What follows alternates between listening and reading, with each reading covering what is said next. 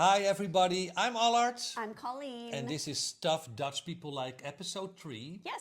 Currently from the kitchen of Colleen. And I am mortified. Your messy kitchen. And I wanted to clean it. yes, you wanted to clean it and I said no. You said no. I said show your Dutchness. We have filthy, messy kitchens in this country. It's not that. The thing is, my kitchen is very cluttered. I am very North American. I have a NutriBullet, a coffee machine, a kettle, a Philips juicer, an Instapot, an air fryer, a toasty machine, a toaster, and like 8 appliances. They don't fit here. And this into a quarter of a Canadian kitchen, because your kitchens are like houses on themselves. I know. And like I cook a lot. My husband cooks a lot. So we're very busy in this space, and it's kind of hectic and messy and cluttered. I know, like a friend, one of best friends of Rob. She is also Canadian, and she lives in Maastricht. Okay. And she imported a Canadian fridge, like the huge fridge, because our fridges are like beep. And she has that island, and she has also made herself the Canadian pantry.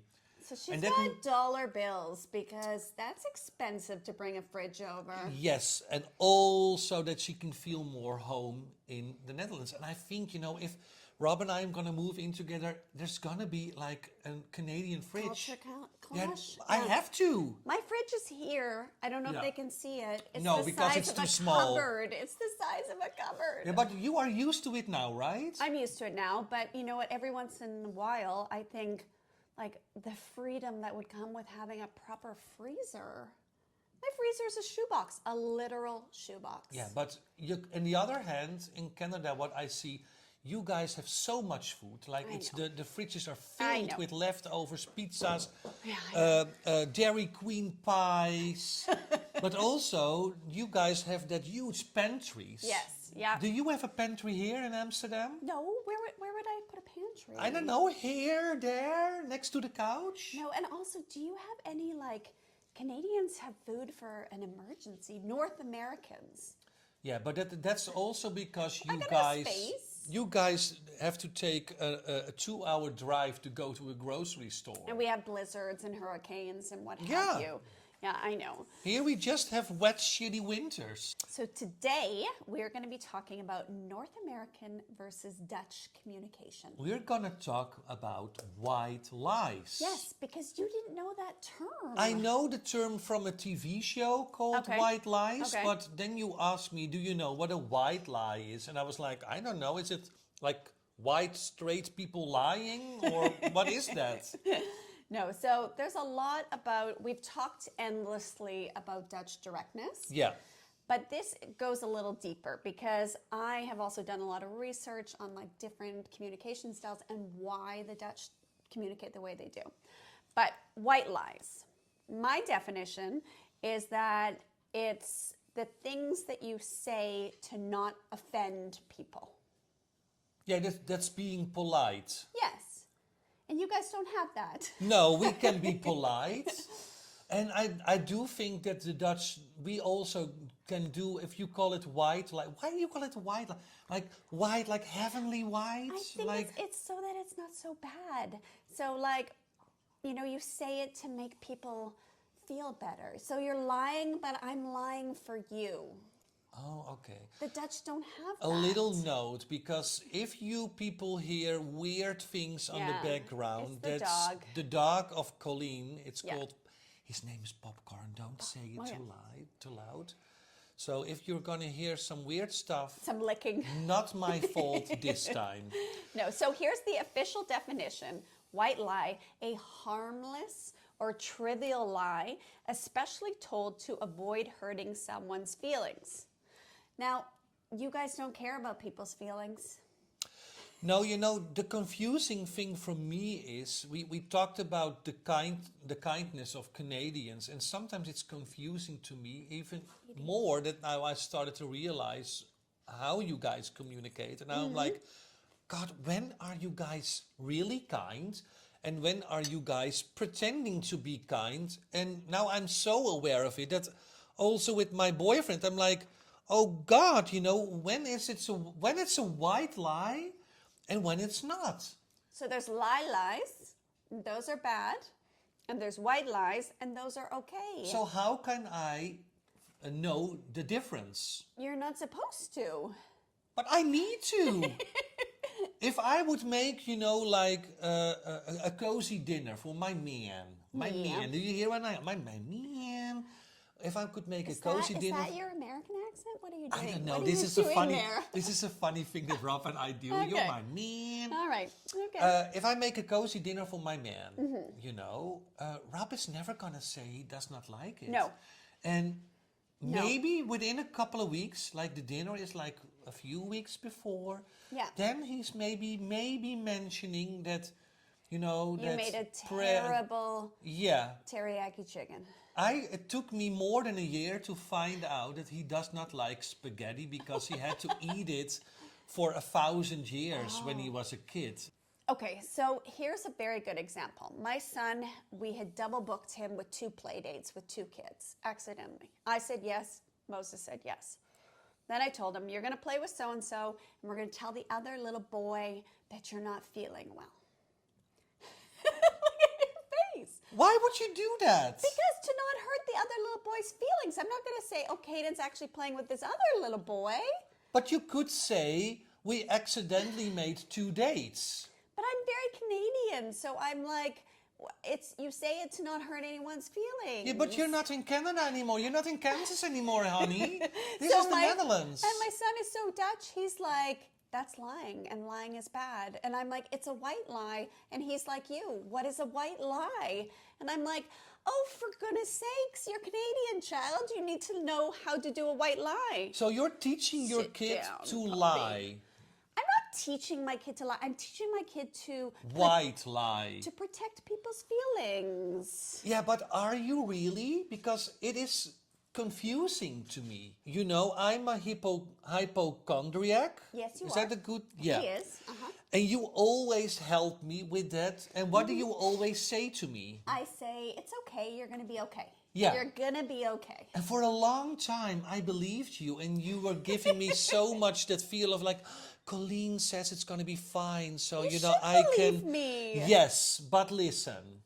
Then came that moment. Tell me the story of your daughter and her toenail. Oh, okay. So The honest story. the honest story is I have no idea why, but my daughter had a massive fear that one of her toenails would come off. And what I would say to her all the time is, that never happens. You do not have to worry about this. Your toenails are deeply rooted. Okay, one moment. That's white lie number 1. Why? Because toenails can fall off. Yes. Yeah. Okay. Continue the story. Rarely, though.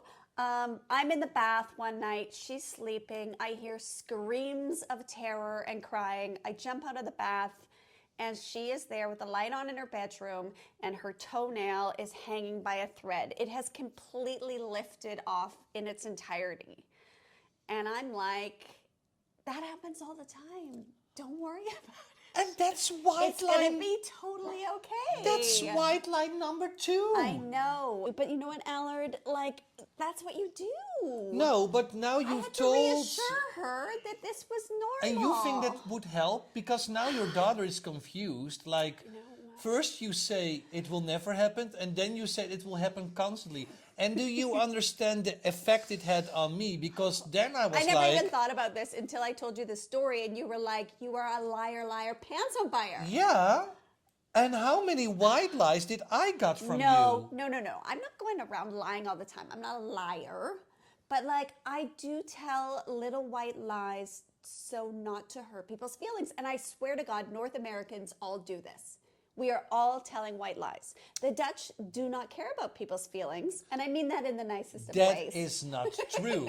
We are honest, You're and we honest. can also be polite. It's not like we're all that blunt but constantly. you're not worried about offending someone.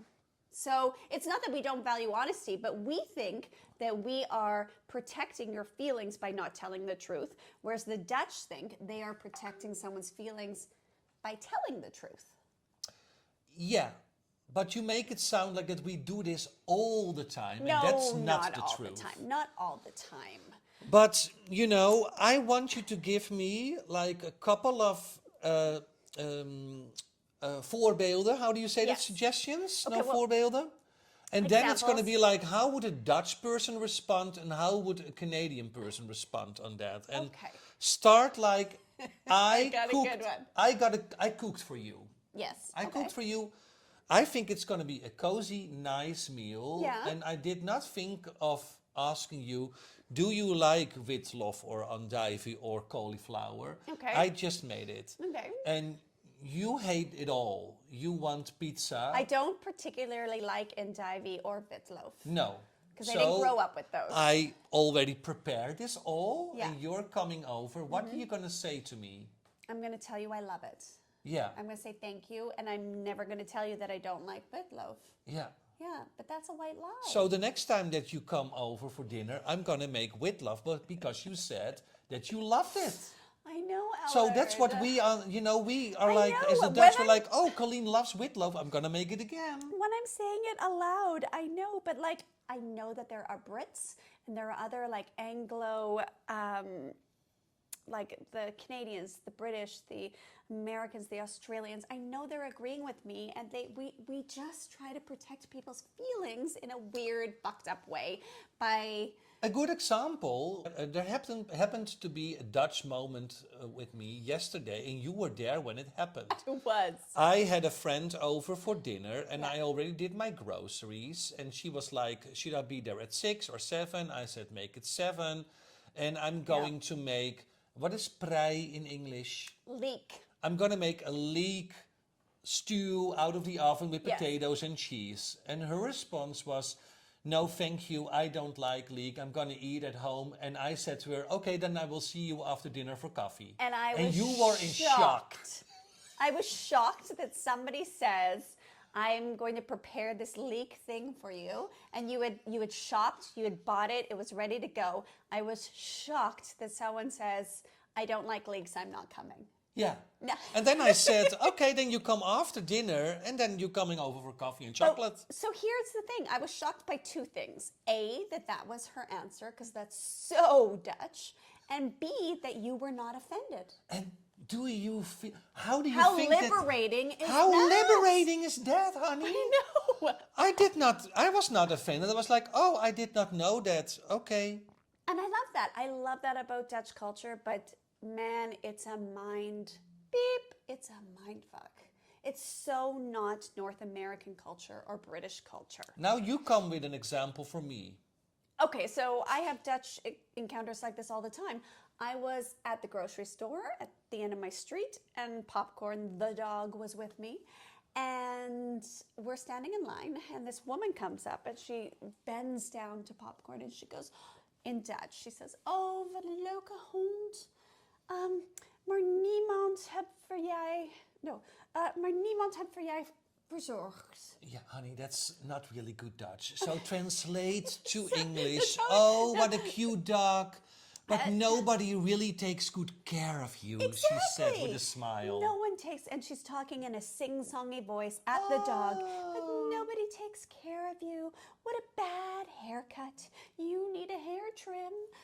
This is so offensive. And what I love about it, that she was communicating to you towards by the dog. And that, Yeah. that in is this so... sing-songy voice, insulting me, and no Yeah. one's taking care of you.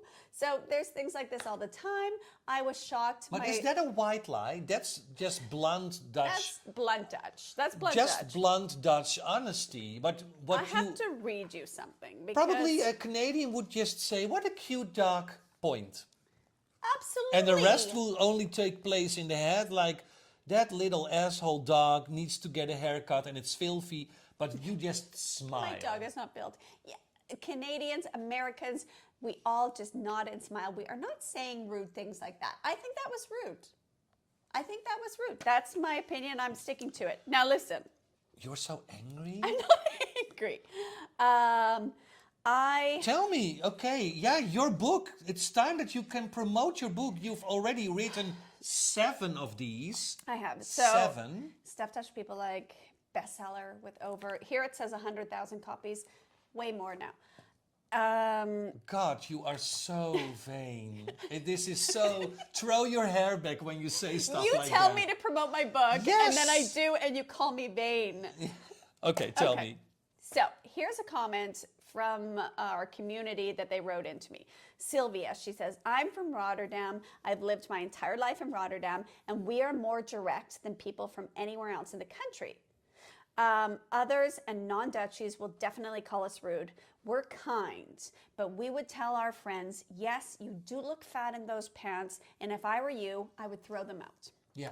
My friends and family and everyone I know talk this way and act this way, and we all know where we stand with each other, and there's no need for passive aggressiveness or elephants in the room. We can always count on each other to be honest. Yeah.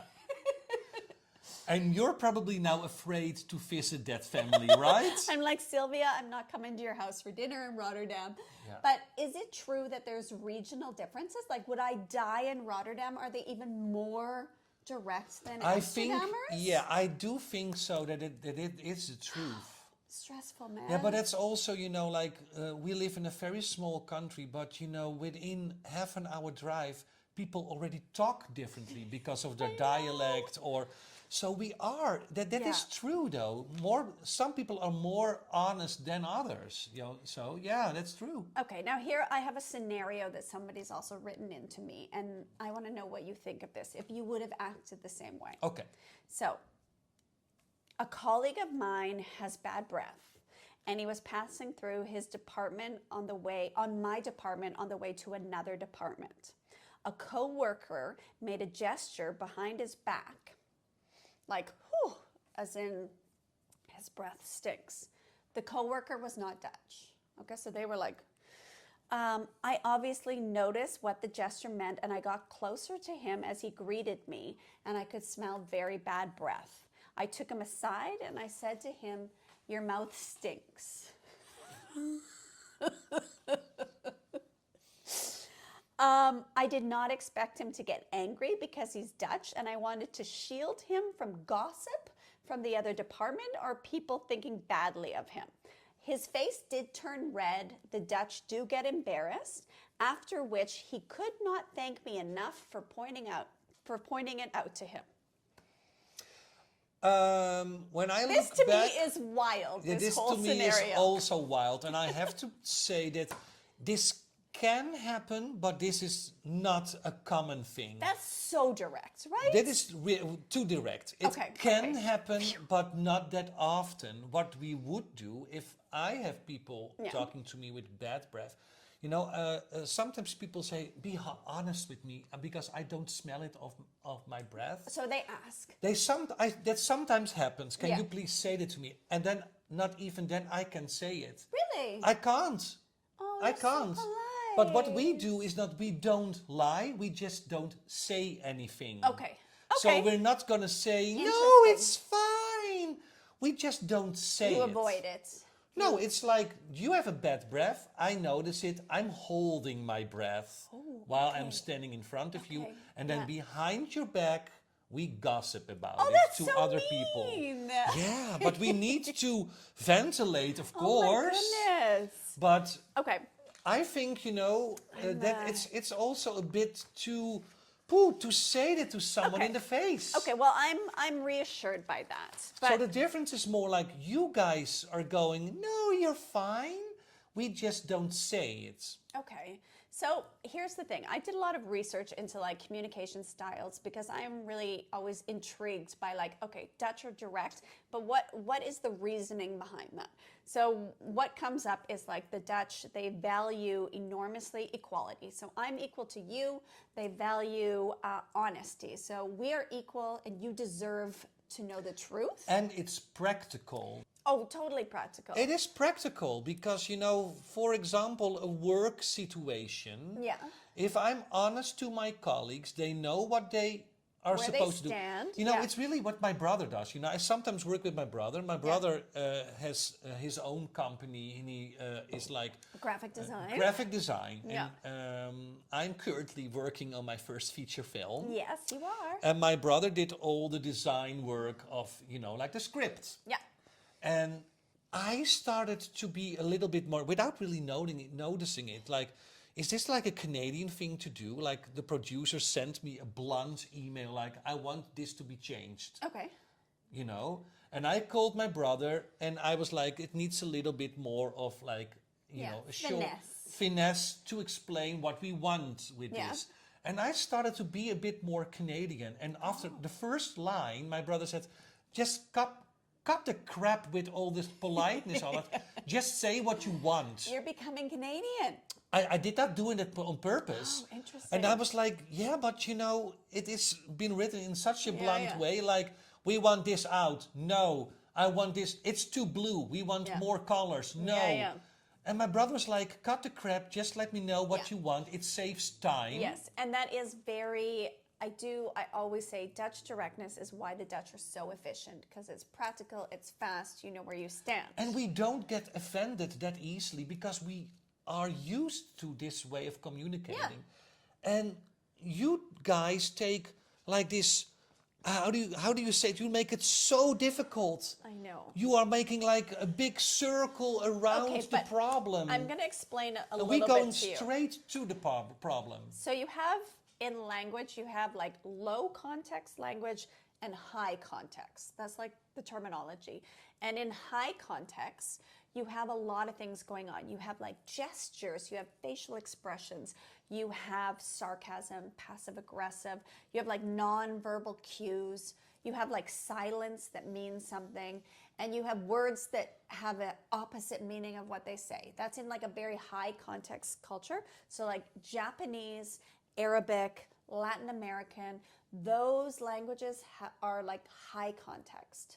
And then you have low context, and literally low context is like the words have their actual meaning, which you as a Dutch person are like, yeah. So I always like when I do talks on communication, there's like this graph, and it goes from like these languages up to the top. Oh, wow. What do you think is at the very bottom, Allard? This is the cliffhanger. The Netherlands. The Dutch have the lowest context language. And so, and second is Germany. German. German comes afterwards. Oh God, and China is the highest. Yes. Oh. So like in China, you have to read all sorts of body language cues. You need context. You need to think about da-da-da. There's a lot going on. And Dutch, Japan probably as well. Japanese as well. And Dutch is just like, the words, what you see is what you get, which is refreshing, but it explains why the Dutch communicate this way. I understand. I have an example. I visited Tokyo once. I was traveling through Japan, and then in Tokyo, I asked a Japanese guy on the street for directions. And that guy went on talking. And for me, he just did not stop. And then after a while, I realized, like, he has no clue what kind of direction he has to give me, but he can't say, I don't know. Oh, wow. So I was the one who had to say, thank you, and just dismiss. And then he would stop, because he does not say no to me. No. And I was like, what is going on here? Because he was like constantly participating in finding, and it took like 10 minutes, and then after a while I was like, he's not allowed to say no. He's not allowed, no, exactly. And this brings me to my last little funny anecdote, and it's just like somebody saying here, and I think this is interesting.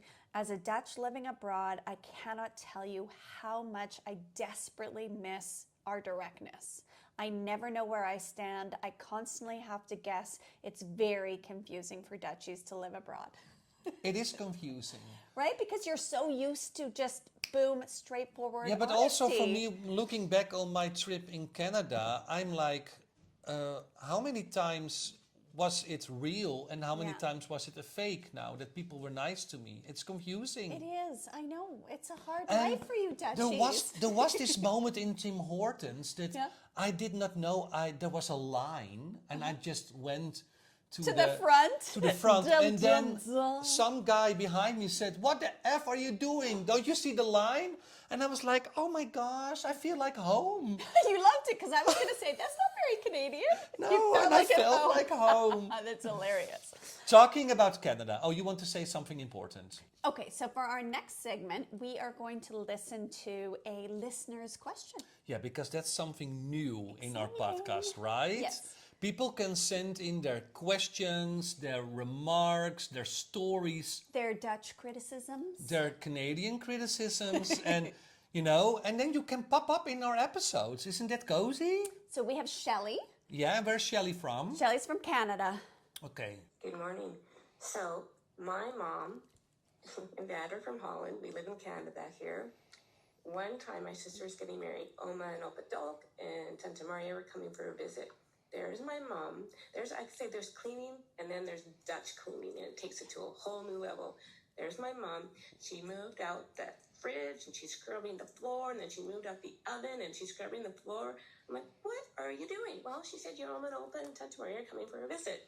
And I said, they're not going to move the stove. And she goes, oh, you never know. Fast forward to so many years later, Mama Cock and Tantios and Yvonne, Ricardo, and Rochelle come for a visit. And I Dutch cleaned this whole house. I mean, I scrubbed in places that I don't even know even the places needed to be scrubbed, but I scrubbed. I did not clean the inside out of my bathtub. I thought, oh, no, that's fine. Nope, there's Mama Cock. Open up the shower curtain and looked inside. And my mom passed away, but I swear I could hear her laughing. So that's my story. Oh my God! First of all, I love how she says Opa and Oma, Yeah, and Tante. Tante and Uncle Jos. Yeah. You know, All the Dutch names. is this typical Dutch? The Dutch cleaning? Yeah, but the Dutch are like really, really hygienic, and they're like the Germans. The Dutch and the Germans are clean, man. Is that true? I never noticed Oh, it. so clean. They know how Well, to looking at clean. your household, though, Be quiet. maybe there is some truth in there. Oh, so she was talking Dutch cleaning. Dutch cleaning, is that a phrase or is it Hilarious. something Shelley came up with? I guess Shelley came up with that. But if you ask anyone, like I swear if I Googled right now, like who are the cleanliest people, it's the Dutch. The Dutch know how to clean, man. I'm learning every time. I mean, you go home to your mom's house and I bet it's spotless. It is spotless. Yeah, That's yeah, true. But exactly. does that mean that Canadians are more slobby? Filthy slobs. No, no, not at all. I just mean like Dutch and German cleaning. It's like next level. We're clean, but the Dutch are like next level clean. Okay, talking about next level. Tell me. I want to go back to the fact I was in Canada Yeah. this summer. And, I'm collecting my observations so I Okay. can share them Okay, with you. fair enough. Let's just say that Canadian people, they love to wear sportswear. Oh yeah. Like And all North the time. Americans. Yes. Yeah. It was like, walking around. I went to Vancouver, Calgary, everywhere. And I started to notice, like, you guys really dress casual, Sporty. sporty casual. And Yeah. then Rob said to me, that does not mean that we're sporty. No. So you can have people wearing sportswear and they have never seen the inside of a gym. It is a thing. What is It up is. with that? You know what? You guys are doing comfort Canadians- clothing. Yeah. Then. Yeah. It's just like Europeans are just a bit more, well, we're less casual, like Yeah. fancy.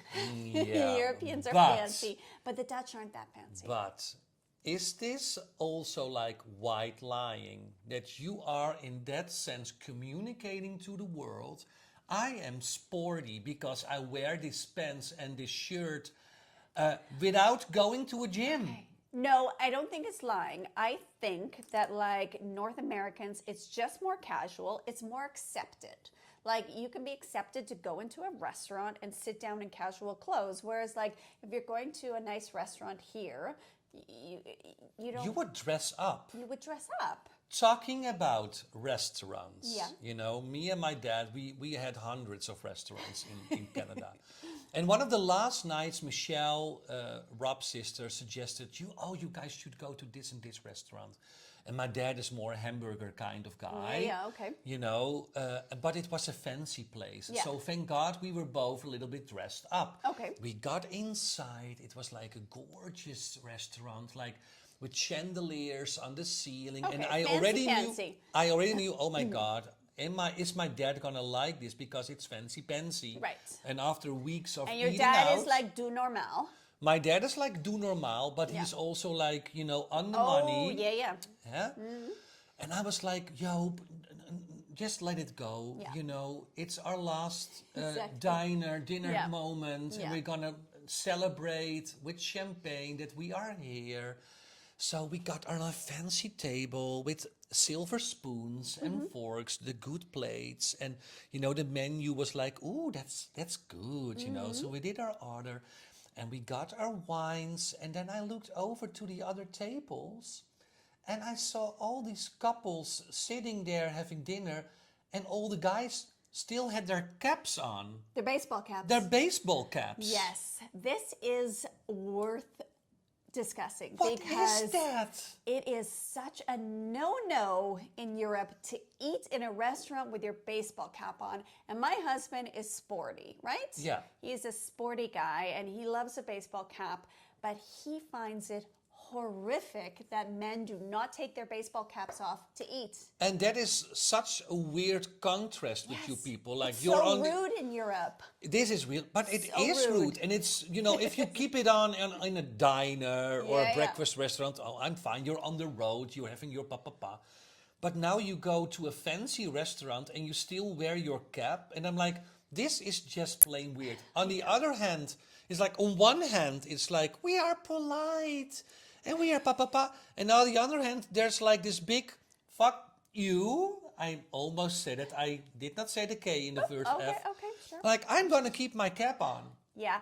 You know in what? this fancy place. I am conflicted about the North American casual wear because when I go there, I love it as well. And I think Canada, you are in an outdoor country. So like you're wearing hoodies and a baseball cap and like Lululemons because I'm out at the lake and we're walking and we're this and we're that. So like it makes sense. You're not going to be fancy pantsy. But then I like dressing up to go for dinner and la la la. So You're more a girl's girl, I'm a girl's girl. but I do love girls with caps. Oh, That's yeah. hot. They look That is sexy. hot. Oh, yeah. And it was so weird also, like, going shopping with Rob or with his family. The stores we went to, Let me guess. Rob likes Lululemon. He likes Mountain Equipment Co-op, so Canadian.